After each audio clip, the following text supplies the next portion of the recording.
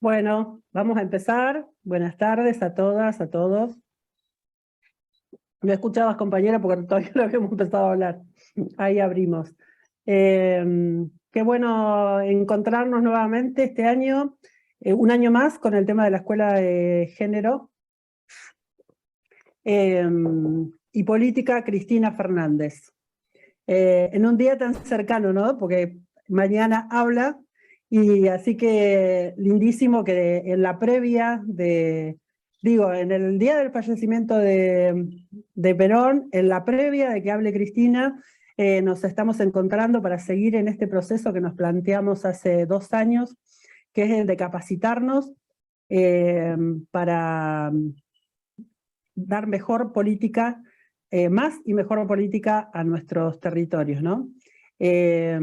Somos unas convencidas de que en la manera de que nosotros nos vayamos preparando y vayamos pudiendo estar más capacitadas también, podemos generar mejores políticas públicas, mejores gestiones, mejores ordenanzas, leyes o lo que necesitemos para, con el objetivo claro de mejorarle la vida a la gente, que es lo que siempre nos proponemos cuando nos planteamos una militancia política. Así que muy feliz de encontrarnos, de estar acá, de poder vernos otra vez las caras. Esto fue lo lindo de la pandemia, yo digo, ¿no? Esto de haber descubierto estas plataformas o haber explorado el tema de seguir con las plataformas, porque nos permite encontrarnos con compañeras de distintos lugares del país. Veo compañeras de Río Negro, veo compañeras que son de Córdoba, digo, compañeras de distintas provincias, y sin embargo estamos todas acá, no solo de la provincia de Buenos Aires, y desde distintos lugares de la provincia de Buenos Aires, que estamos acá pudiendo encontrarnos, pudiendo charlar, pudiendo ahora capacitarnos con Lucy para generar, como decía, mejor política en nuestro territorio. Así que muy, muy feliz de poder compartir con todas ustedes, con todos y todas. Porque hoy también tenemos algunos varones que nos están acompañando, que hasta el año pasado habíamos dejado la escuela solo para nosotras, y este año ya la hemos abierto para que los varones también nos puedan acompañar y puedan formarse en esto de pensar también la política con perspectiva de género, que no es solamente una cuestión de mujeres, ¿no? O sea, pensar política con perspectiva de género es una cuestión de todos y todas y todes. Así que bueno, acá estamos.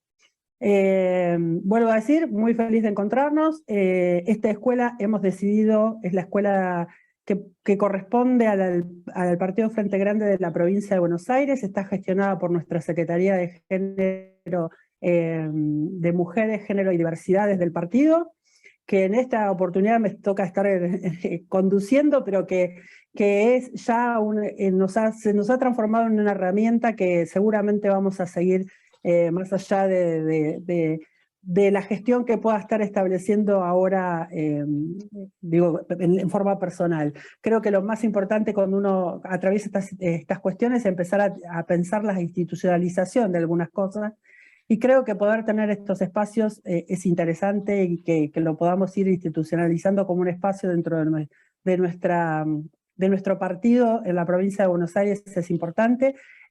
Por supuesto que lo hemos hecho abierto al partido, pero de otras provincias, pero también abierto miraba recién una compañera del PSOL, abierto a todas las compañeras y compañeros que nos quieran acompañar, porque es pensarlo desde una perspectiva que fue clara desde el principio que tenía esta escuela, que es pensarnos desde un lugar de que somos un movimiento nacional, popular, democrático, feminista y latinoamericanista. Esa es la idea, y desde ahí es desde donde nos pensamos y desde donde vamos a ir atravesando esta escuela.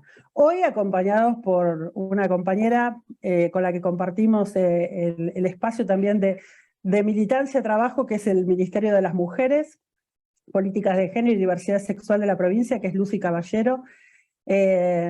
Prontamente van a ver una herramienta que ha trabajado mucho Lucy, que es el Desendeudadas, que bueno, todos estamos a la espera de que se ponga en marcha, pero a full, porque es una herramienta impresionante que vamos a poder desarrollar. Pero también estuvo hace unos días nomás presentando el informe que se hizo sobre incumplimiento de las cuotas alimentarias. Digo, es una compañera muy comprometida con la temática y que nos permite pensar todas las cuestiones desde el lugar. Acabo de llegar a La Plata y está la perra de mi hija que está como muy desesperada de mimos. Nos permite pensar todas las cuestiones, digamos, desde la cuestión económica con perspectiva de género, y eso es el aporte más impresionante que ya nos hizo Lucy, porque la escuchamos ya primero en la presentación, pero antes la habíamos escuchado en una charla que tuvimos claramente. Así que bueno, muy, muy felices de poder estar con vos, Lucy, que podamos compartir hoy el primer encuentro, pero bueno, la semana que viene nos vamos a estar volviendo a encontrar para compartir el próximo. Y bueno, te dejo para que las compañeras y todos y todas podamos aprovechar al máximo lo que hoy nos puedas brindar. Un abrazo. Bueno, muchas gracias Silvia, compañeras, por la invitación. Para mí es un gusto estar en estos espacios de formación militante, que es creo que el lugar, de los lugares más ricos donde una puede poner a circular el saber, que siempre es un saber que también es construido colectivamente y que es parte también de un saber producido en los procesos políticos. Así que encantada de estar con ustedes. Silvia me había pedido un programa de los 2 encuentros y yo había enviado la división de las temáticas en 2 clases, y ahora a último momento tomé una reformulación, pero que no va a ser para nada, digamos, sustancial, sino que vamos a tocar algunos temas que estaban pensados para la segunda clase, los vamos a tocar hoy, y vamos a hacer un recorrido por el cual vamos a empezar a pensar algunos conceptos básicos e introductorios de la economía feminista para ir construyendo una mirada desde la economía feminista sobre los procesos de endeudamiento. En la clase de hoy vamos a hacer un recorrido hasta llegar a los procesos de endeudamiento de los hogares, y en la clase que viene vamos a pensar los procesos de endeudamiento externo, poniendo a jugar también categorías que vamos a tratar de poner en el centro hoy, y pensarnos también que esta es una perspectiva que está en construcción, ¿no? Pensemos que la deuda y el endeudamiento generalmente, además de ser una temática que sea, digamos, que la ciencia económica se arroga solo para sí misma, ¿no? Es una temática que está construida desde un lugar de expertos, ¿no? Una temática que se trata de alejar de la vida cotidiana de la gente y mucho más de las mujeres, y no casualmente, ¿no? Es también una operación política decir quiénes son las autorizadas o los autorizados para hablar de deuda. Vemos todo el tiempo en los medios de comunicación, generalmente economistas ligados a los intereses de los acreedores, hablando de deuda, pero pareciera, ¿no?, que no tiene nada que ver con nuestra vida cotidiana y que no habría categorías producidas de nuestra práctica política para pensar la deuda. Entonces, hoy, si bien vamos a tocar nociones económicas, vamos a hacer un recorrido que está muy imbricado con las luchas feministas, ¿no? Con lo que las luchas feministas también producen como teoría. Y bueno, después a lo último les voy a dejar también material, por si quieren profundizar, para que puedan seguir leyendo sobre el tema. Yo organicé la clase de hoy con un PowerPoint que a veces tengo problemas para compartirlo, pero espero que hoy no tener problemas. A ver. Reproducir. Bien. Entonces. Vamos ahí por compartir pantalla.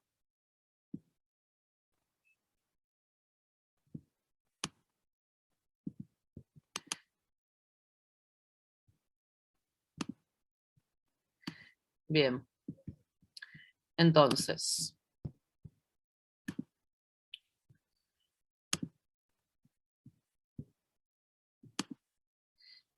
lo ideal sería que esto se vea como una pantalla gigante y no chiquita. No, pero se ve, ¿eh? Estamos viendo. Sí, pero a ver ahí. Ahí, ahora sí. Bueno. Bueno, entonces vamos a hacer este recorrido para tratar de construir esta perspectiva feminista de la deuda, que no es, como decía anteriormente, no es una perspectiva a priori que se use para pensar los procesos de endeudamiento, ¿no? Más bien los procesos de endeudamiento se piensan incluso en el ámbito académico, y no solamente en el ámbito de la discusión política, como procesos degenerizados, ¿no? Como procesos que no tienen género, que no tienen clase, que no tienen raza, y sin embargo hay toda una corriente de feministas que venimos trabajando para pensar una mirada particular desde el feminismo sobre los procesos de endeudamiento. Entonces, bueno, la primera filmina, ¿no? Repone esta pregunta sobre qué significa mirar el mundo financiero desde el punto de vista de la economía feminista. Y vamos a ver, estoy ahí con un problemita que se me traba la imagen. Un segundito. Bueno,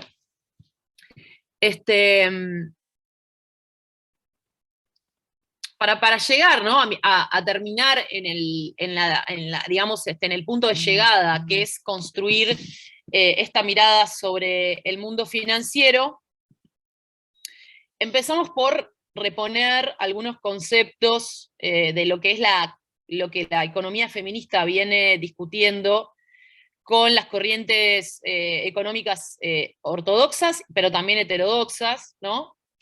Que es esta centralidad que el feminismo destaca, que la economía feminista destaca en la necesidad de evidenciar, valorizar, medir el trabajo reproductivo, ¿no? El trabajo que hacemos en nuestras casas, pero también el trabajo comunitario, ¿no? El trabajo de cuidado, el trabajo de reproducción de la vida, que incluye el cuidado, pero que también lo excede, ¿no? Es también comprar alimentos, lavar la ropa, sostener la economía doméstica, todo un trabajo sustancial, pero que paradójicamente es un trabajo que es vital, importante para la sociedad, pero que paradójicamente está devaluado e invisibilizado, ¿no? Es un pilar sobre los que se sostiene la acumulación capitalista. ¿En qué sentido? Es impensable, por ejemplo, un desarrollo productivo, industrial, como el que muchas veces se habla, ¿no? Desde nuestra perspectiva política, sin todas esas tareas reproductivas que se hacen en las casas, ¿no? Son espacios también que sostienen el sistema económico. Es en el hogar donde se prepara a esos niños, a esas niñas que después van a trabajar en ámbitos laborales, pero hay todo un trabajo reproductivo de cuidado que se hace durante toda la vida y que mayoritariamente cae en las mujeres, que está devaluado y está desvalorizado. Y que sobre todo no se lo reconoce como un trabajo que aporta a la acumulación capitalista, ¿no? No se lo reconoce. Entonces, ¿qué pasa con este trabajo? ¿No? Este trabajo es un trabajo que aumenta en las situaciones de crisis, en los momentos de crisis. Los momentos de crisis económica, donde el Estado se retira de la provisión de ciertos servicios públicos, o el dinero empieza a alcanzar menos. Bueno, todo eso lo que produce es un impacto en la carga de trabajo no remunerado en la vida doméstica, ¿no? Y esto es importante retenerlo porque la deuda, justamente la deuda, tanto la deuda externa como la deuda que vamos a ver de los hogares, está muy relacionada a estos momentos de crisis. Entonces, este trabajo reproductivo que aumenta en los momentos de crisis está relacionado con mandatos de género, ¿no? hay una causa cultural, pero también material, que hace que sean las mujeres quienes hagan este trabajo de manera mayoritaria. Luego vamos a ver cifras concretas para ver esta desigual distribución del trabajo reproductivo, pero acá hay un primer elemento que va a jugar muy importante. Yo creo que muchas de ustedes lo conocen, esta discusión, pero me parece importante porque esto va a ser un pilar de cómo vamos a pensar los impactos de la deuda. Entonces, acá una definición, ¿no?, de Silvia Federici de este trabajo reproductivo, que es un conjunto de tareas y labores, ¿no?, que reproducen la fuerza de trabajo en términos de provisión de alimentos, educación, cuidado, sostén afectivo, ¿no? Lo que hace que, dice Federici, que nuestra vida y nuestra capacidad laboral se reconstruya a diario. Es decir, no hay posibilidad, no hay fuerza de trabajo sin este trabajo de cuidado. Es este trabajo de cuidado que se hace en las casas, pero también en los espacios comunitarios, lo que reproduce nuestra capacidad de trabajar. Pero ¿qué pasa con este trabajo? Dice Federici. Se realiza sobre jerarquías basadas en la clase, el género y la raza, ¿no? Digamos, por ejemplo, cuando pensamos en quienes hacen los trabajos de cuidado en las casas de las mujeres de clase media, nos vamos a encontrar que generalmente son mujeres migrantes que terminan, digamos, sosteniendo ese trabajo de cuidado en aquellas que pueden pagar por servicios de cuidado. Entonces, hay una jerarquización en este trabajo. Hay otro concepto muy importante que explica esta diferencia y esta discusión sobre quién hace el trabajo reproductivo, que es el concepto de división sexual del trabajo, ¿no? La división sexual del trabajo es un concepto que se utiliza desde la crítica feminista para pensar incluso los orígenes del capitalismo, ¿no? Los orígenes del capitalismo en los países centrales, que luego tuvo una dinámica particular en los países como el nuestro, ¿no? Hay una discusión, que luego les puedo pasar material, pero seguramente muchas conocen, en el libro de Silvia Federici, El Calibán y la Bruja, o El patriarcado del salario, donde habla de que hay una historia, hay un lado B, ¿no?, de la forma en que se cuentan los orígenes del capitalismo, ¿no?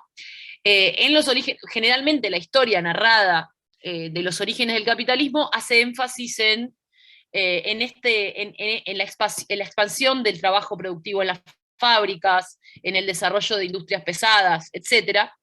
Pero se narra mucho menos cómo fue esa división sexual del trabajo al comienzo del capitalismo. Lo que hay antes del capitalismo es otra división entre el espacio reproductivo y productivo, ¿no? Antes, pensemos en Inglaterra, antes de los inicios del capitalismo, por ejemplo, las tareas que ahora se hacen en el hogar, se hacían en espacios comunitarios, por ejemplo, ¿no? No eran necesariamente tareas que se hacían en las casas, y no necesariamente, digamos, el espacio productivo estaba fuera de la casa, ¿no? Antes del desarrollo el desarrollo de las industrias, había las unidades domésticas eran unidades productivas. Y autoras como Rita Segato nos van a decir que justamente el trabajo reproductivo no estaba devaluado como está hoy en las sociedades capitalistas contemporáneas. Entonces, el desarrollo del capitalismo implicó esta división sexual del trabajo, que lo que produjo es que haya ciertos cuerpos que estén atados al trabajo reproductivo, pero además que se consolide una sociedad en la cual quienes hacen el trabajo reproductivo en las casas dependan, ¿no?, de los hombres en términos de una dependencia salarial. Lo que se reconoce con salario es el trabajo que se hace fuera de la casa y no el que se hace adentro, lo cual aumenta la dependencia respecto de los hombres. ¿Qué va a decir Federici? Esto va a permitir que, que el salario se transforme en una herramienta de dominación. ¿En qué sentido?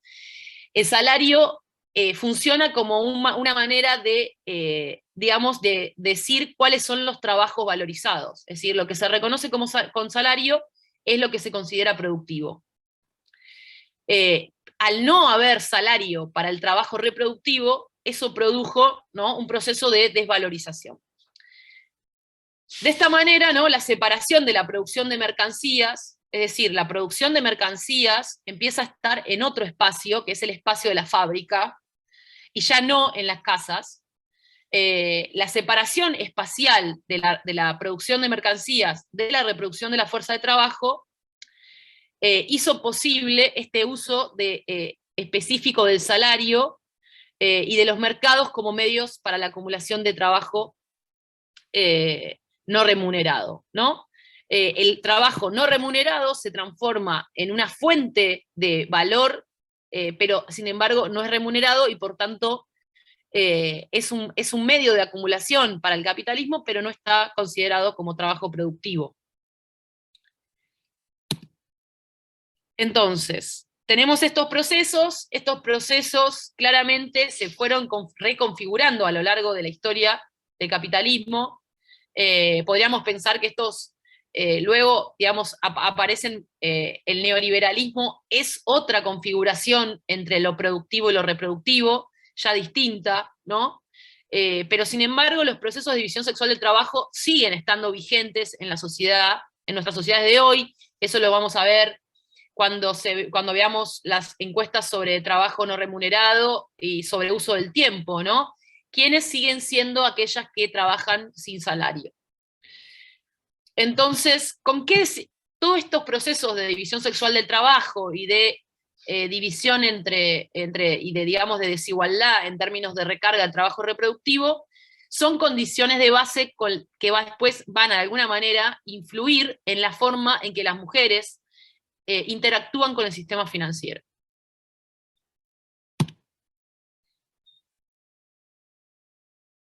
Acá una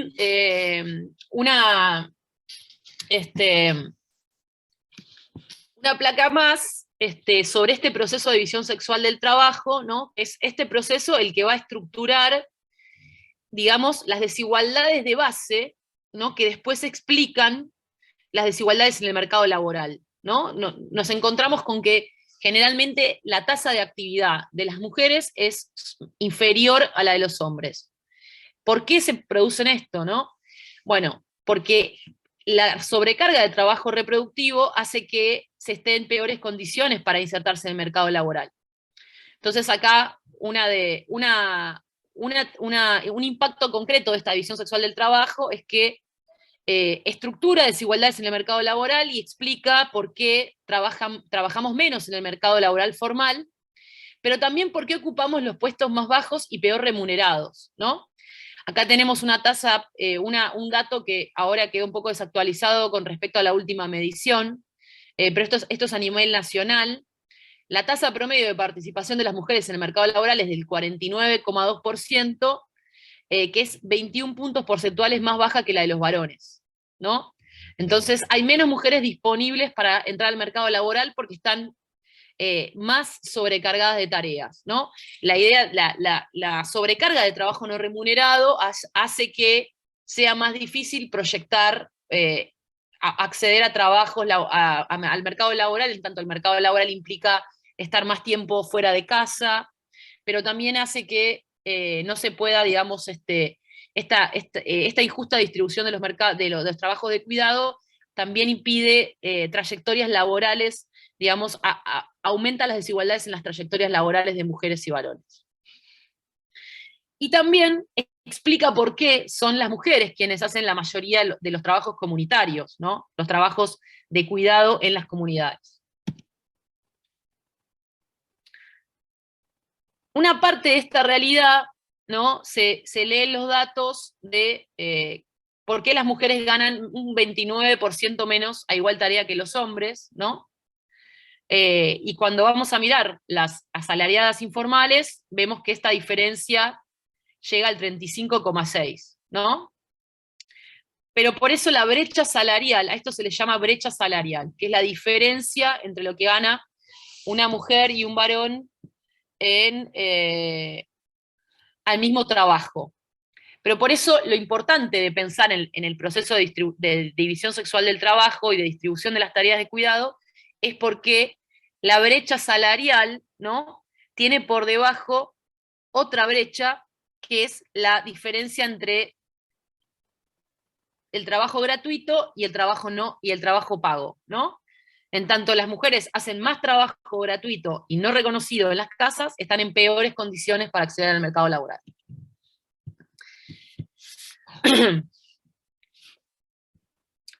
Entonces, seguimos con esta idea, ¿no? Esta brecha salarial no se la termina de comprender si no se la pone en relación con la otra brecha, que es entre trabajo pago y no pago, ¿no? Entonces, es esta anterior a la brecha salarial, hay una brecha entre salario y no salario, entre lo que es reconocido por el salario y lo que no es reconocido.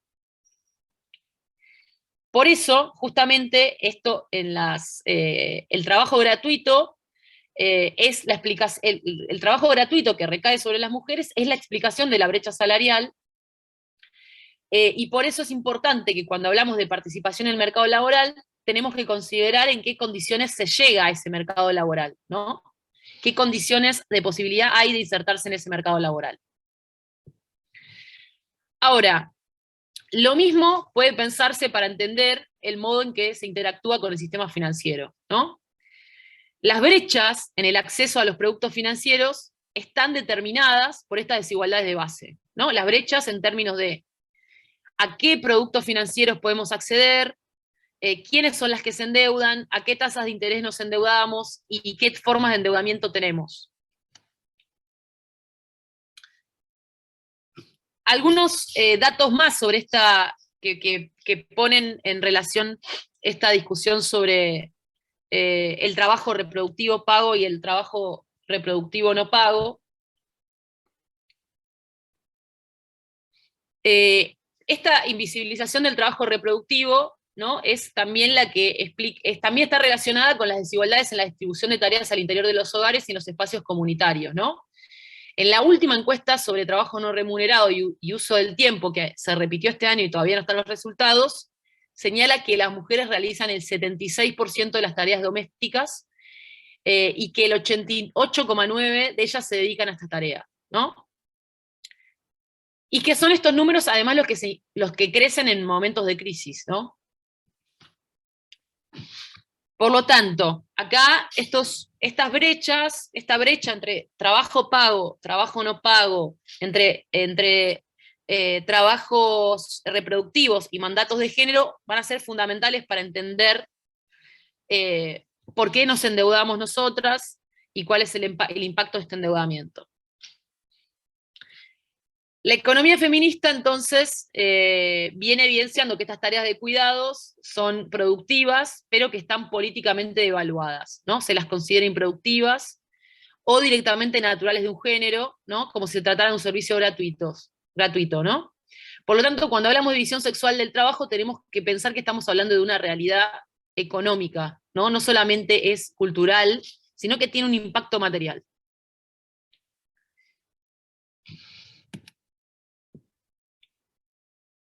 Acá hay un fenómeno que estamos trabajando muy fuertemente también en el ministerio, ¿no?, que es por qué la feminización de la pobreza se concentra particularmente en los llamados hogares monomarentales, ¿no?, que son hogares donde hay hijos e hijes, pero generalmente son mujeres que están separadas, ¿no?, que viven y que conviven con sus hijos. Estos son los hogares donde más se concentró la pobreza durante la pandemia. Por ejemplo, una investigación de la Dirección de Economía y Género del Ministerio de Economía habla de que si los datos de pobreza en ese momento eran del 50%, la pobreza en los hogares monomarentales alcanzó en el peor momento de la pandemia el 68,3% de los hogares. Es una cifra terrible. Pero pensemos, ¿no?, que son esos hogares donde se concentra la mayor carga de tareas de cuidado. Y que en esos hogares, además, hubo una caída en la participación laboral de las mujeres del 14%, ¿no? Una caída de 4 puntos más que de la caída de la tasa de actividad en general. Es decir, la pandemia lo que hizo es que mucha gente se retirara del mercado laboral por una situación muy obvia de tener que estar en sus casas, pero en esos hogares monomarentales la caída fue más pronunciada, ¿no? Porque justamente lo que produjo la pandemia es un incremento de esas tareas de cuidado. Lo que hizo que muchas mujeres tengan que cuidar familiares, ancianos, a los hijos que no estaban con actividades escolares, o porque muchas redes de cuidado no se podían, digamos, muchas redes de cuidado se cayeron porque la gente tenía que estar en sus casas. Entonces, esas mujeres tuvieron que retirarse del mercado laboral.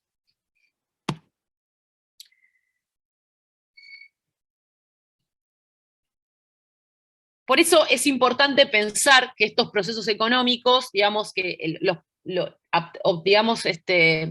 en cuenta que para pensar los procesos económicos, sobre todo el impacto del endeudamiento, hay que mirarlos de una manera interseccional, ¿no? Hay que pensar en estas desigualdades que están atravesadas por género, por raza, y que tienen en la base este trabajo no reconocido.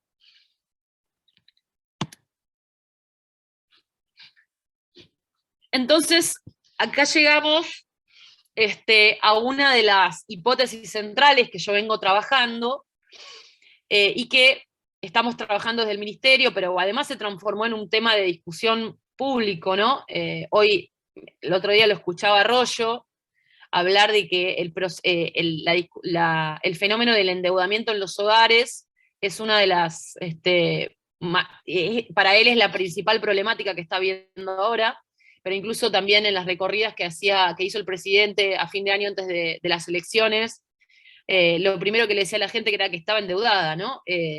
Hay un proceso de sobreendeudamiento de los hogares que tiene que ver con un montón de, digamos, de una herencia de las políticas neoliberales del gobierno anterior, que producieron, como todas ustedes sabrán, una caída del poder adquisitivo de salarios y subsidios que se empezó a complementar con deuda. Es decir, un cambio entre la relación entre ingreso y deuda. Si antes con un nivel de ingreso se podía acceder a ciertos bienes y servicios, hoy con los ingresos no se puede acceder y se vuelve necesario tomar deuda. Pero ¿quiénes son los que se endeudan y por qué, no?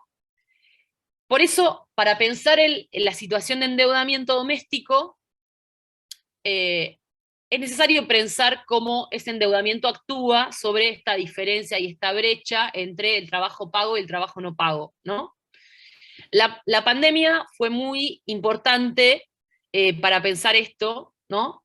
Porque lo que surgió y que surge de muchos análisis, incluso algunos datos que produjimos desde el Estado, es que lo que produjo la pandemia, ¿no? En términos de crisis económica y laboral, que, como decía en la placa anterior, hizo que muchas mujeres se retiraran del mercado laboral, pero que también haya una caída generalizada de ingresos, algunos despidos. Bueno, eso intensificó el endeudamiento, ¿no? Intensificó el endeudamiento de mujeres que ya se venía observando durante los últimos años de inflación y empobrecimiento generalizado del gobierno de Macri, ¿no? La pandemia ha intensificado estos procesos de endeudamiento. Y lo que dice el último estudio de la UNICEF, que yo citaba en la placa anterior, es que han sido esos hogares monomarentales los hogares que más se endeudaron durante la pandemia. Esto es algo que arrastramos desde el gobierno de Macri, que es un dato muy elocuente para pensar este tema,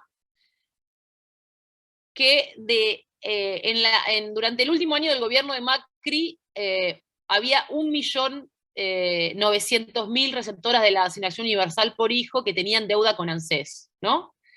Pero ¿para qué se usan esas deudas? ¿No? Ese es el tema, porque el endeudamiento no es de por sí malo, ¿no? Acá lo que estamos pensando es una perspectiva política del endeudamiento. Primero, el endeudamiento a través de la asignación universal se hizo con tasas de interés altísimas, casi usureras, y además se utilizó para comer. Eso es un salto cualitativo con respecto a lo que implica la deuda, ¿no? Una puede entender, digamos, en los años de Cristina había créditos para jubilados que se usaban o para hacer un viaje o para comprar un electrodoméstico. Ahora, ¿qué significa endeudarse para comer? Es completamente distinto en la cotidianeidad. Bueno, este proceso se empezó a desplegar de manera muy fuerte en los últimos 2 años del gobierno de Macri. Hoy lo seguimos arrastrando, si bien el ANSES tomó medidas muy interesantes como bajar la tasa de interés, necesitamos una recomposición muy importante de los ingresos para que poder desendeudar a muchas mujeres que están endeudadas, pero no solamente con la ANSES, porque ahí vamos a llegar, sino que nosotras observamos que en un solo hogar puede haber canastas de deuda, es decir, las mujeres de los sectores populares muchas veces están endeudadas con la ANSES, pero también con la financiera del barrio, pero también con prestamistas informales. Y lo más preocupante es que es un endeudamiento para vivir.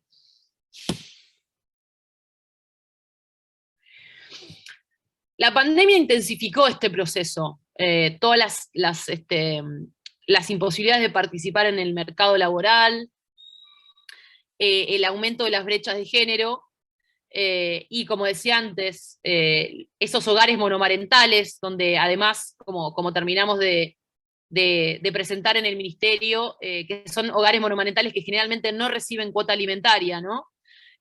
Han convertido, ¿no?, al endeudamiento en otra forma de intensificación de las desigualdades de género. O sea, si antes estábamos concentradas en las brechas salariales, en las brechas laborales, hoy tenemos que agregar la pregunta por quiénes se endeudan y a qué tasas de interés se endeudan. ¿Y por qué se endeudan? Porque hoy está siendo una problemática particularmente dirigida a mujeres. Acá tenemos entonces una discusión que es cómo esa desigualdad de base que empezamos a ver en las primeras filminas, al mismo tiempo se traduce en una desigualdad de ingresos que a la vez se transforma en engranaje de endeudamiento. Es decir, son esas mujeres que tienen trabajos más precarios o que no pueden participar del mercado laboral porque tienen mayor carga de trabajo de cuidado, las que tienen que endeudarse, las que están más vulnerables a las formas de endeudamiento.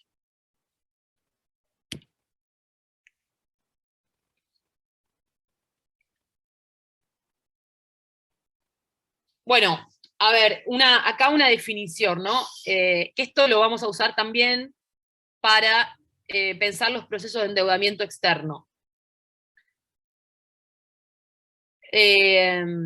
Mirar el mundo financiero de la perspectiva de género, ¿no?, implica mostrar el modo diferencial en que la deuda actúa, ¿no?, cuando las endeudadas somos mujeres, lesbianas, travestis y trans, amas de casa.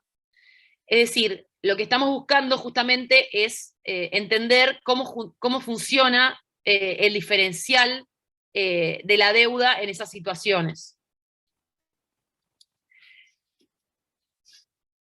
Y acá también algunas definiciones sobre las situaciones de endeudamiento. Me gustaría, cuando hablamos de deuda, acá tenemos que hacer una diferenciación, justamente una diferenciación sobre con quién nos endeudamos.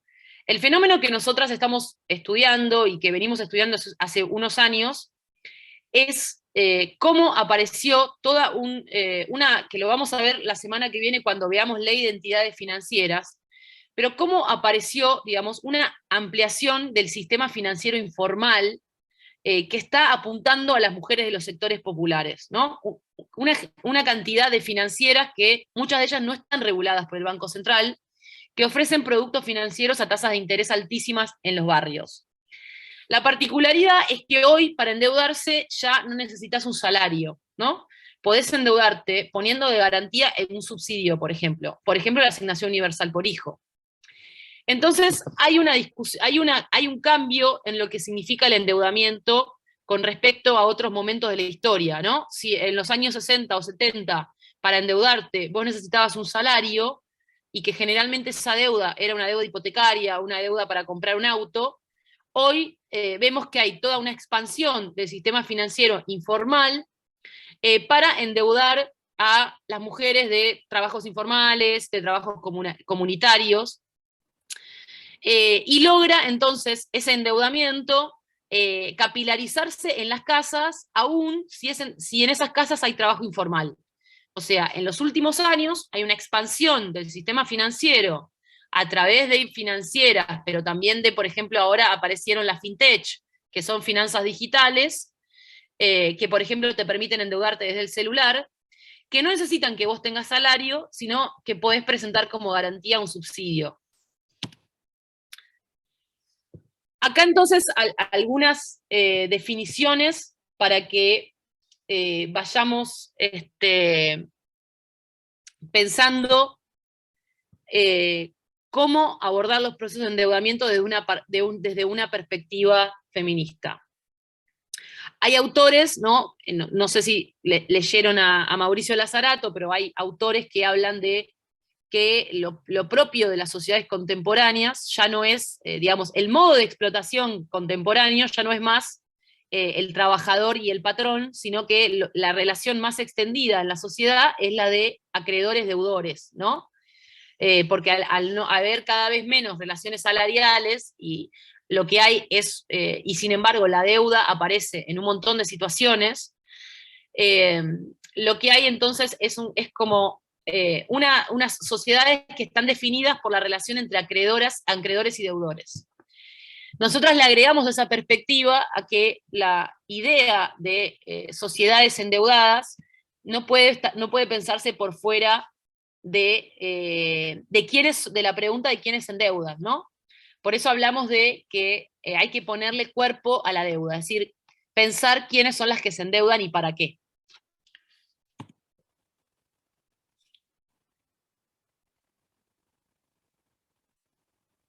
Esta deuda, que generalmente es una deuda del sistema financiero informal, nosotros hicimos un estudio, ¿no? Donde vimos que, por ejemplo, trabajamos con mujeres jóvenes de sectores populares, donde vemos que muchas veces a los 17 años se está endeudada antes de tener el primer trabajo, ¿no? Entonces, por eso esta definición, ¿no? Y que incluso cuando una consigue trabajo lo hace para pagar una deuda, y que la deuda en las trayectorias sobre todo de las mujeres jóvenes en los sectores populares, aparece como una continuidad, ¿no? Se puede estar endeudada durante muchos años, sin embargo hay una discontinuidad laboral, ¿no? Entonces, la deuda funciona como lo permanente, mientras los trabajos cada vez más intermitentes. Por eso hay una discusión que es que hoy por hoy este endeudamiento informal, motorizado por financieras y por otras fuentes de endeudamiento, muchas veces funciona como un motor interno a la precarización laboral, ¿no? ¿Por qué? Primero porque de alguna manera, quienes están endeudadas aceptan trabajos en peores condiciones, ¿no? Para pagar esas deudas. Esto es una dinámica que se ve muchísimo en los barrios, y es que esta situación en la que la deuda es lo que está permanente y que sin embargo los trabajos son intermitentes y precarizados, hace que muchas veces se agarren trabajos solo para pagar esa deuda, ¿no? Condicionando el futuro y la posibilidad de proyectar. Por eso, al estudiar las formas de endeudamiento, es importantísimo y central pensar quiénes son las que se endeudan, ¿no? ¿Quiénes son las que se endeudan y en qué economías se endeudan? Justamente lo que hace muchas veces el sistema financiero es proponer una idea de deudora abstracta, ¿no? Una deudora, modelos de deudoras abstractas que no sabemos de qué trabajan, no sabemos de dónde viven, y lo que necesitamos justamente es empezar a tratar el problema del endeudamiento desde una perspectiva situada, ¿no? Una perspectiva que nos permita entender cómo funciona la deuda, para qué la usamos y a qué tasas de interés nos endeudamos.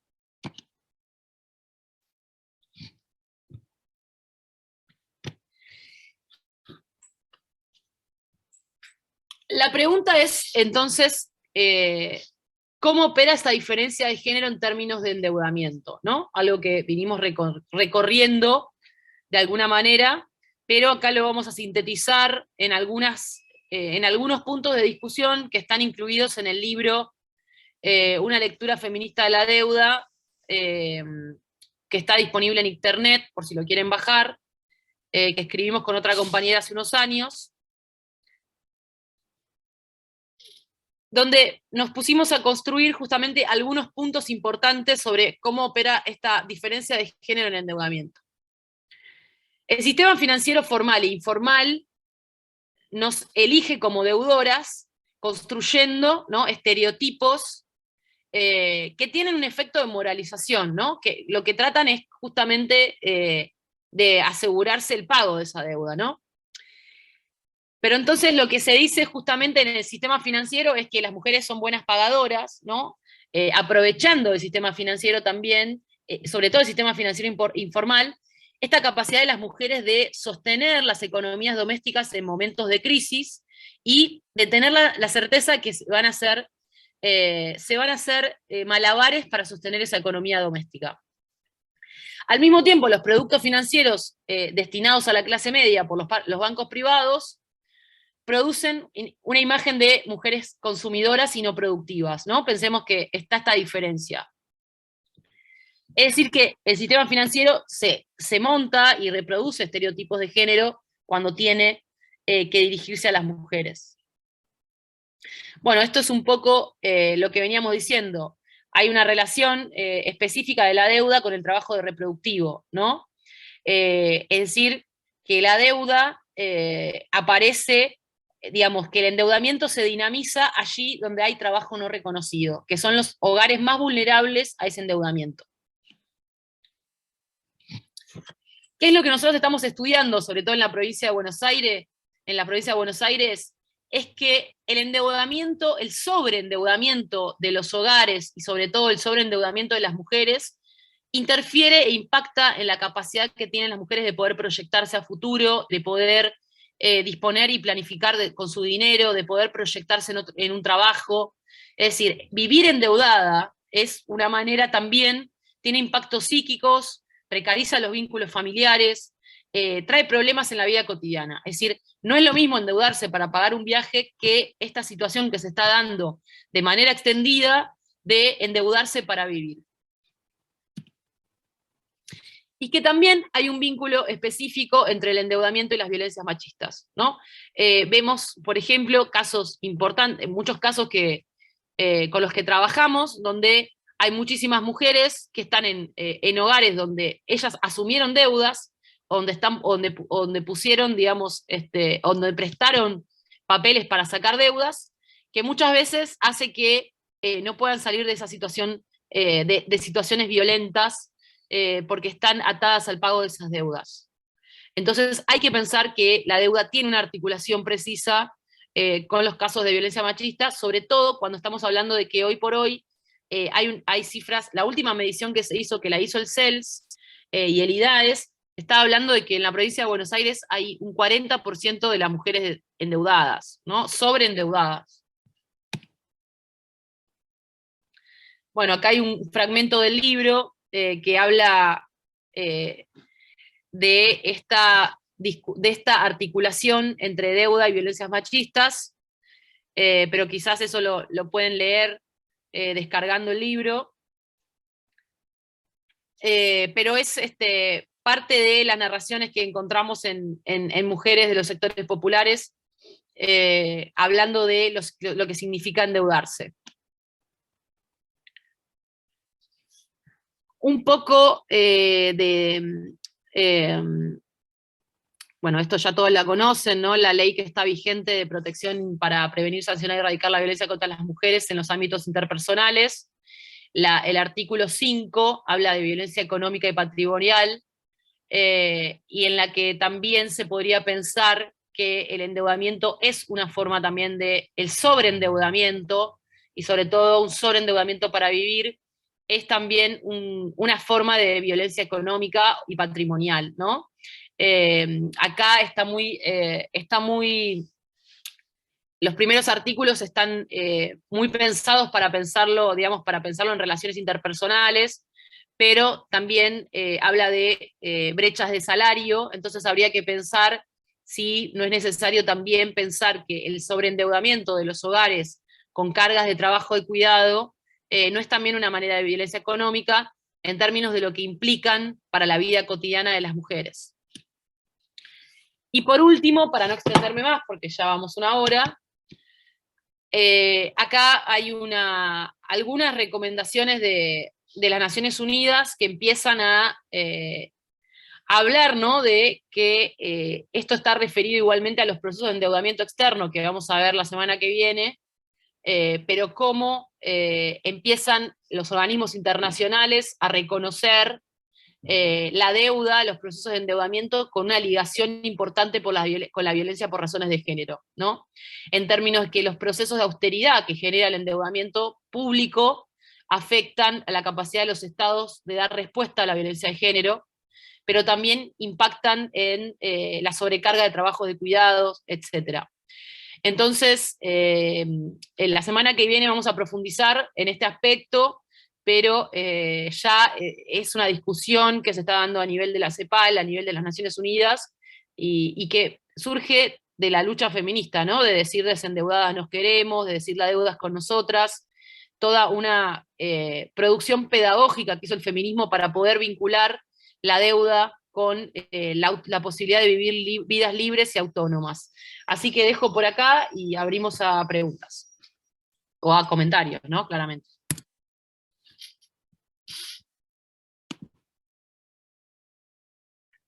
Ahí algunas compañeras, dos cosas. Primero preguntaban de que digas de nuevo el nombre del libro, de tu libro. Lo paso al chat. Dale. Así también lo pueden ver de dónde bajarlo. Y también preguntaban si, que sí, seguro le vamos a ir compartiendo algún material que ellas pedían para compartir sobre estas cosas que vos has ido compartiendo en este tiempo. Sí. Ahí en el chat, las que quieran por ahí ir escribiendo, yo digo, es fuerte cuando lo escuchamos todo así, esto de la deuda y de las mujeres y de la feminización de la pobreza, uno lo tiene claro, pero pareciera que es un tema digamos, de las mujeres que viven en los sectores populares, pero en realidad es de todas las mujeres también el tema de la feminización de la pobreza. Y en este caso, el tema de la deuda, es impactante pensar que el 40% de las mujeres está sobreendeudada, ¿no? O sea, creo que me resultó como fuerte. Solamente hacerte una pregunta que tiene que ver con decir más allá de visibilizarlo, de poner esto que vos decías en palabras y empezar a hablar de la deuda, y qué queremos decir cuando hablamos de libres y desendeudadas nos queremos y todo eso. Por ahí el tema de qué podemos hacer a nivel de, no sé, hay muchas acá que son concejalas, que están en algún gobierno municipal o lo que sea. ¿Qué se puede hacer o qué podemos pensar o cómo podemos contribuir también para empezar a generar este cambio, ¿no? Cambio de este proceso, más allá de que hay cosas que son propias de una escala mucho más grande que lo municipal, pero digo, ¿en qué podemos empezar como mujeres a militar y a trabajar para que esto cambie, digo, ¿no? Exacto, sí. Acá hay un primer, para mí hay una primera etapa que es justamente darle visibilidad a este tema. No estaba tomado como un tema de la agenda pública, lo fuimos construyendo creo que desde los feminismos también, y me parece que es importante, por ejemplo, hay un primer paso que es también medirlo, ¿no? Medirlo para conocer, por ejemplo, a nivel municipal estaría muy bueno que se haga una encuesta.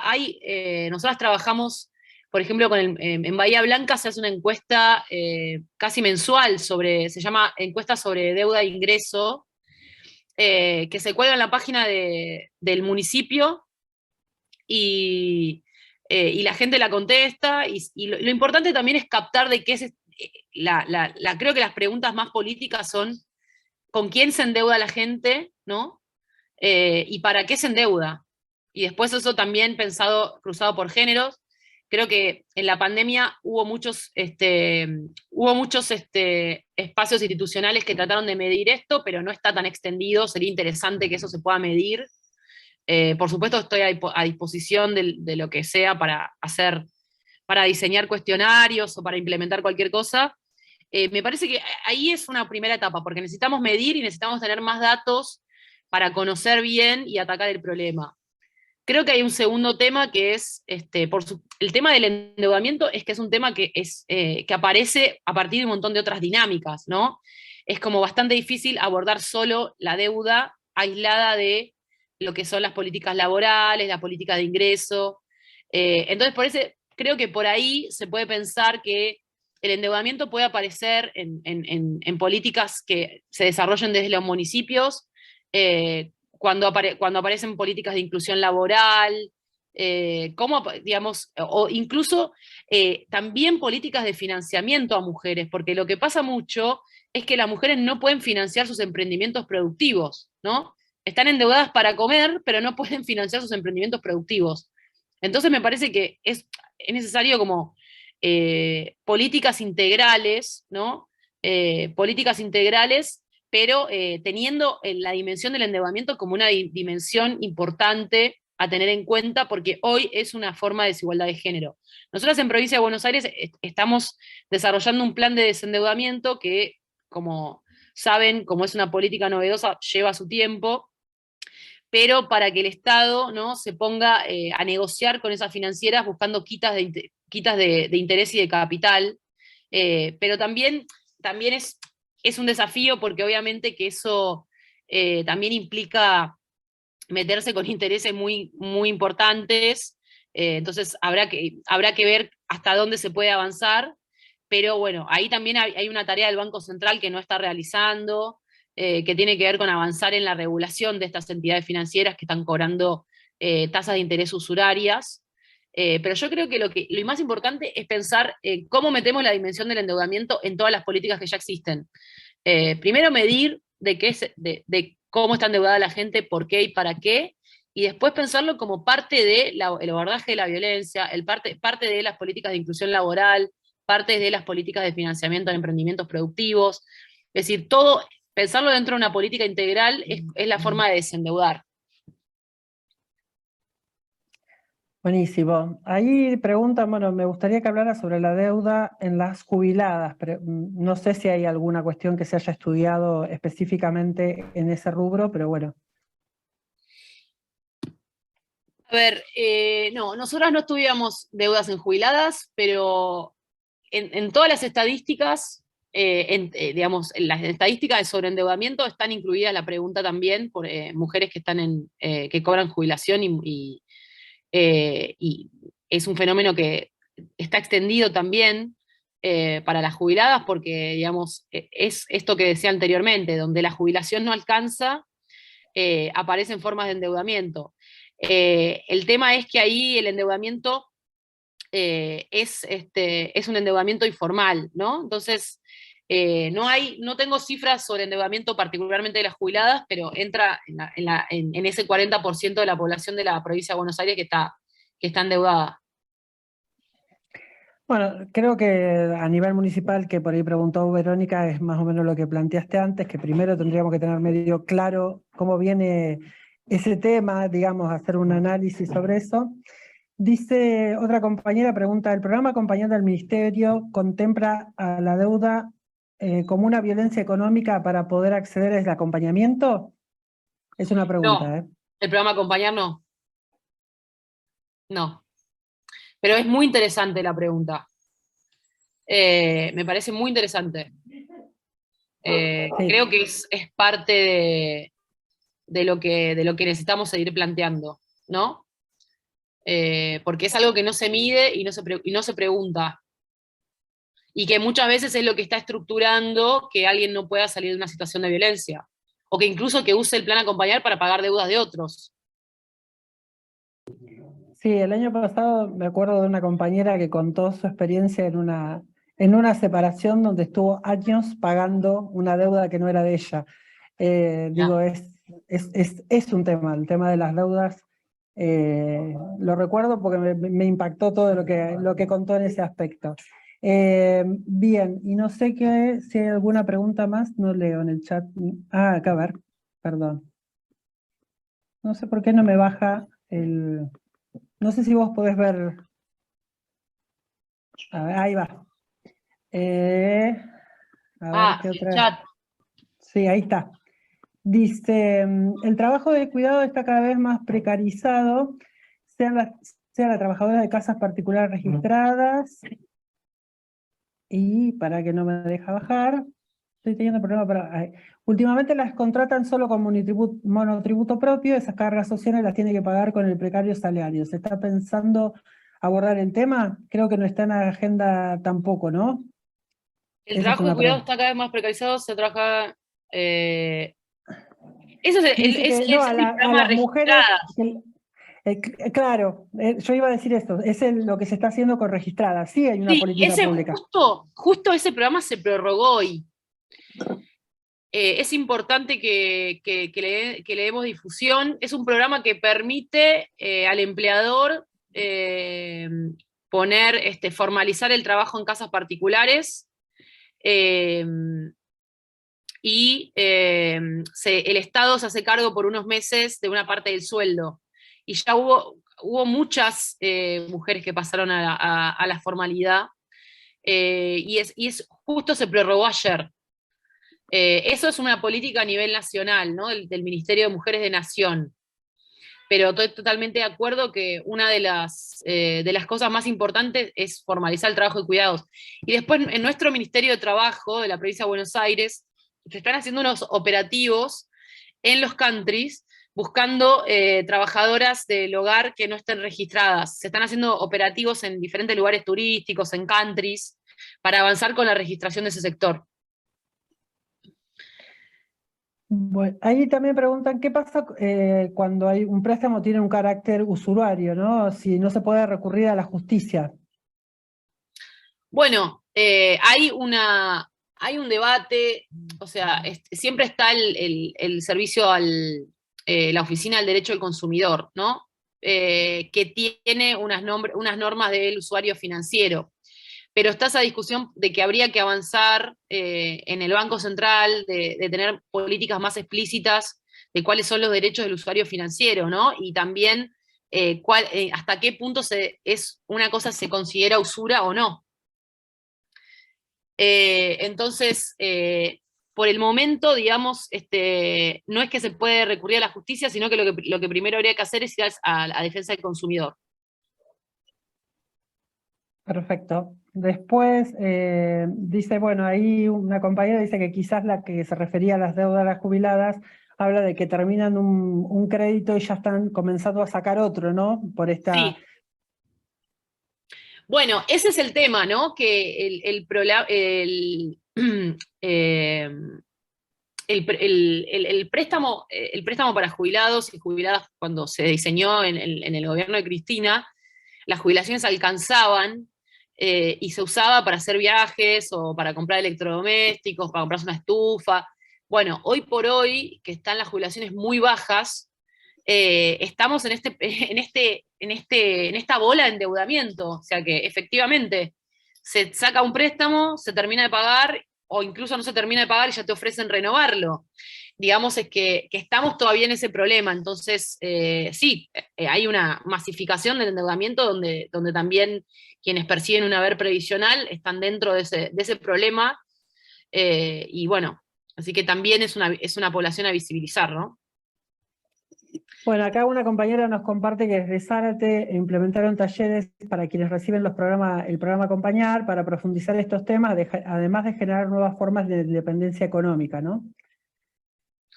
Bueno, con respecto Buenísimo. a lo de registradas, ahí dice una compañera que las empleadoras no lo quieren hacer, o sea, prefieren que sean monotributistas, continuar con el monotributo de las empleadas y no registrarlas, ¿no? Claro. Sí, ahí, bueno, es aumentar la capacidad de persecución del Estado, ¿no? De fiscalización. Me parece que tiene que ir por ahí. Ahí dice Cecilia, una forma, hola, como política pública pensada a nivel municipal, una forma de contribuir a una quita porcentaje de las tasas municipales, las financieras contribuyen al espacio de cuidados, guarderías, para que tengan otra cosa, la vivienda familiar nunca tendría que ser garantía ante una deuda. Sí, totalmente. Y Perla dice, las únicas políticas de cuidado que encontramos son las del INAE, que se tienen que organizar en cooperativas, pero tienen que ser monotributistas, un desastre, claro. Los jubilados se endeudaron con los tarifazos y los remedios. Bueno, el tema de las tarifas es otro tema, ¿no? Claramente. Las tarifas, las tarifas durante el macrismo venían en la propia boleta venían con la oferta de créditos para pagarlas. O sea, vos te llegaba la luz y te decía, si no la podés pagar, llamate al teléfono y te puedes endeudar para pagar la tarifa, digamos. Entonces, eso también es un problema, ¿no? Cuando el servicio público se transforma en una fuente de endeudamiento. Por eso digo que es un tema complejo, pero al mismo tiempo demasiado extendido como para pasarlo por alto. No sé, yo mientras iban compartiendo y las compañeras iban pensando, a mí siempre me invita a estas cosas a pensar en qué podemos hacer en conjunto, digo, y presentándolo, digo, que no sea una acción, qué sé yo, ya la tengo en pantalla abajo a Verónica Casco, que es presidenta de un consejo deliberante. Entonces se me ocurre digo, la pienso a ella, pero digo, que no se presente solamente en Marcos Paz, sino que se pueda presentar en todos los lugares y que sea una actividad o una acción conjunta que podamos hacer. Entonces me parece, como propuesta, Lucy, si te prendés y nos das una mano, que por ahí podríamos elaborar una herramienta que podamos presentar todas en nuestros consejos o en nuestros consejos deliberantes, como para decir, bueno, poder hacer una investigación o poder hacer realmente conocer cuál es la situación de endeudamiento de las mujeres de nuestro distrito. Yo pienso en nuestro distrito, que es un distrito eminentemente turístico, que es Torkins, y bueno, no en el caso tanto de Suárez, pero sí en el caso de Torkins, y donde el 90% de las mujeres, digo, las que trabajan limpiando cabañas, como las que trabajan en los supermercados, como todas, digo, están en la precarización, digo, más importante, están todas en negro, y en general el tema del nivel de deuda es importante, y lo desconocemos, digo, y no se puede pensar política pública desconociendo estas situaciones, digo, y me parece que a veces nos falta mirar esto para poder pensar, digo, para realmente que tenga perspectiva de género, porque a veces pensamos que la perspectiva de género es otra cosa, y esto es realmente empezar a pensar política pública donde la deuda tenga esta perspectiva y donde nos permita mirarlos de otra cuestión. Así que bueno, en esa me parece que es una cosa que podemos llegar a hacer si vos te enganchás. Ahí no sé qué compartir. Ahí compartió una compañera el link para poder bajar el libro. Buenísimo, mil gracias a Valeria. Después plantean que, bueno, que la FAM puede llegar a ser un espacio de políticas públicas interesante para que lo que propone. Sí, también digo, tenemos varias compañeras en la FAM que puede llegar a ser, pero me parece que es interesante que podamos, como resultado también de la escuela, podamos generar este proceso.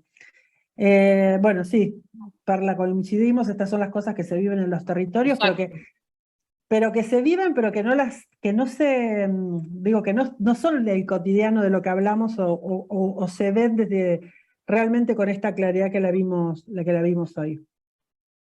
No sé si alguna otra compañera tiene alguna pregunta. Ha sido muy clara, Lucy. Bueno. Sí, la visibilización. Tenemos que ver, bueno, digo, eso es también, cuando uno propone estudiar algo, conocer un detalle de algo, también es una manera de visibilizarlo, ¿no? También, digo, las áreas de género municipales, por lo menos no sé qué ha pasado en sus lugares, pero a nosotros a partir de la creación del ministerio, en la región donde yo trabajo, que son 22 distritos, de los 22, solo 3 tenían área de género, y a partir de la creación del ministerio y del trabajo que empezamos a hacer, hoy los 22 distritos tienen área de género. digo, plantearle a las áreas de género un trabajo de este estilo creo que es una cosa sumamente interesante. Sí, siempre lo planteamos y hay cri-cri. Sí. Está bueno, el cri-cri me encantó. Ah, Bueno, me parece que salieron un montón de cosas y que se pueden ir armando, y que tenemos la herramienta del ministerio también. Así que bueno, yo siempre disponible para luchar no, contra me los... gusta y por ahí podemos generar, digo, después de estos dos encuentros, un poco más adelante, poder generar un encuentro donde podamos pensar esto que vos nos estabas planteando como una idea, digo, de pensar una herramienta que nos sirva para presentar y para poder estudiar, realmente saber en qué situación se encuentran las mujeres de nuestros distritos, la desconocemos, digo, más allá de lo que uno conoce a partir de las conversaciones, no sabe exactamente cómo está pasando. Es que justamente los intereses que se tocan, sí, por supuesto, son altamente valorados en este neoliberalismo que estamos viviendo, ¿no? Sí, obviamente. Acarrea además Exacto, problemas. Bueno, sí. exactamente.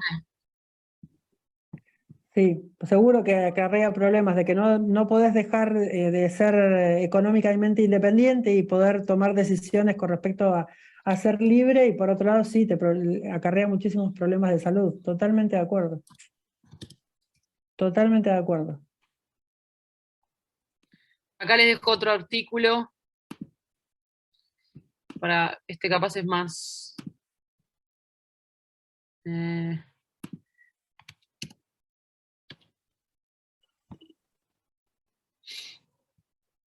Ah, buenísimo.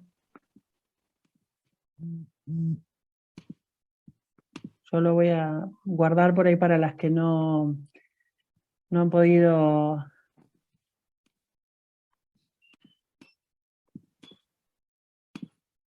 Pero no pude.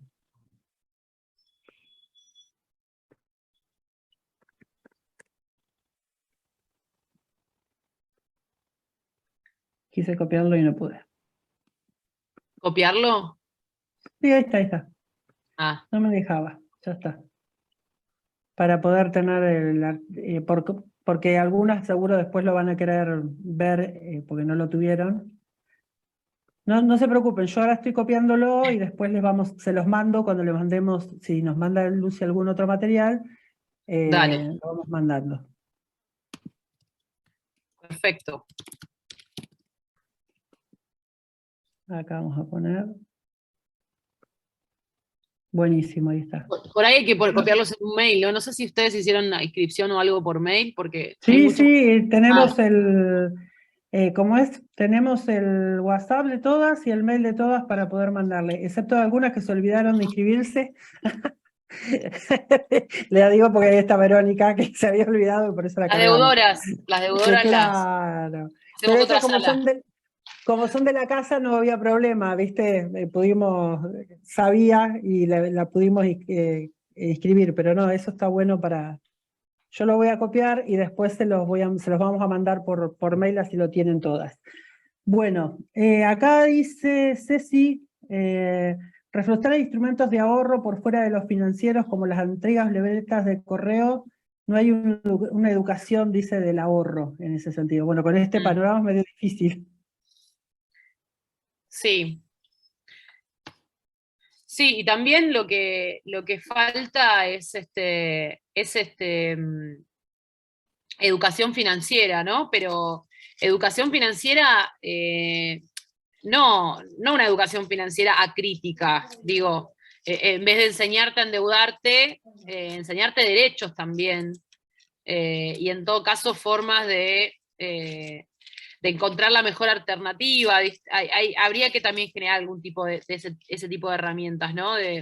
Así como estamos haciendo ahora, pero por ahí materiales así más accesibles, eh, pensando, ¿no? Esta dimensión de lo financiero.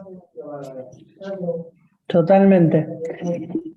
Sí, parecido a lo que estaba contando Zárate que hacían, ¿no? De esto de decir, bueno, cuando tenemos la oportunidad de juntarnos con algunas mujeres para determinada cosa, lo pueden hacer, se le puede dar este tipo de herramienta.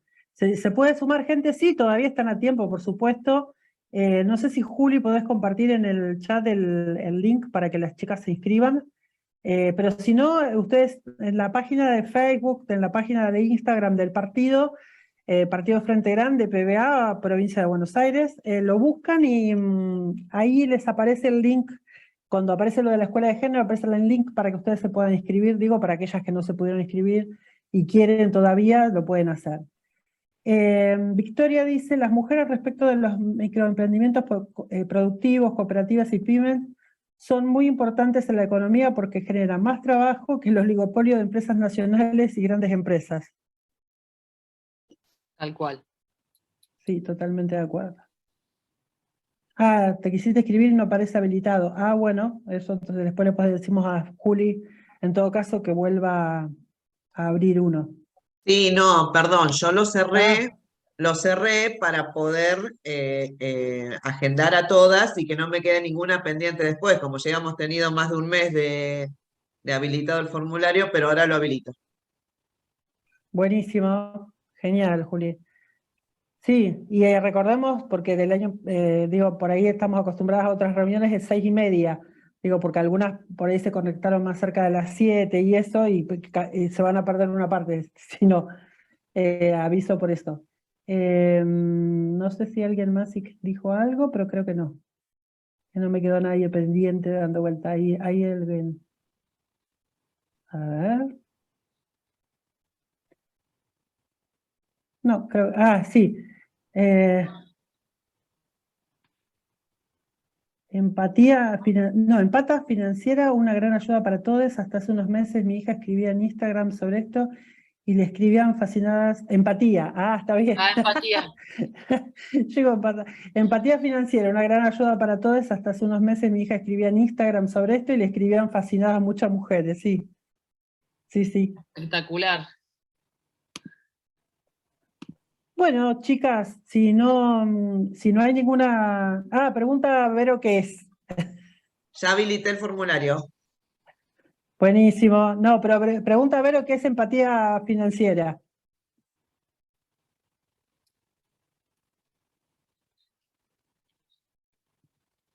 Se tiene que sacar el silencio.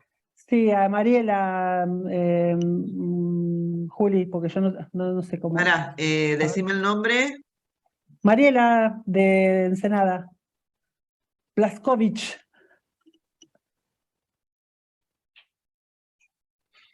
¿La encontraste? No, no la estoy encontrando, Mariela. Y capaz que se fue. Yo tampoco. Acá está, ya No, encontré, ya la porque encontré. está como Blaskovich, Mariela. Yo la buscaba como Mariela. Ahí está. Ahí está, habilítate, Mariela. Tenés que vos también, ahí está. Bueno, les cuento un poquito así por encima. Ella escribió mucho tiempo, empatía financiera, como ella es contadora, todo sobre, escribía sobre economía, cómo organizarse económicamente en un montón de, digamos, en un montón de cosas, no solamente en el dinero, sino en ahorro de cosas, hasta de tiempo. Es fascinante, hay que leer un poquito, pero te ayuda un montón eso a organizarte, principalmente es en lo económico. Está muy bueno. Buenísimo. Te voy a mandar un poco de material, le voy a pedir a Sabrina y te voy a enviar. Ella Dale, lo escribió compartimos con mucho. todas, ya que sabemos que lo compartimos, ya que estuvimos hablando. Le digo, también si se presta, ¿sí? Mira, 2 veces la contrató una persona, la mamá de una compañera de ella de la facultad, que es directiva de Mary Kay. Mirá. ¿Sí? 2 veces para así capacitar. ¿Sí? Mira qué bueno. La verdad que sí, está Buenísimo. muy bueno. Dice cómo se llaman tu hija para poder buscarla en Instagram, preguntan No algunas. está escribiendo ahora, te cuento por qué, mirá, hasta te lo voy a contar.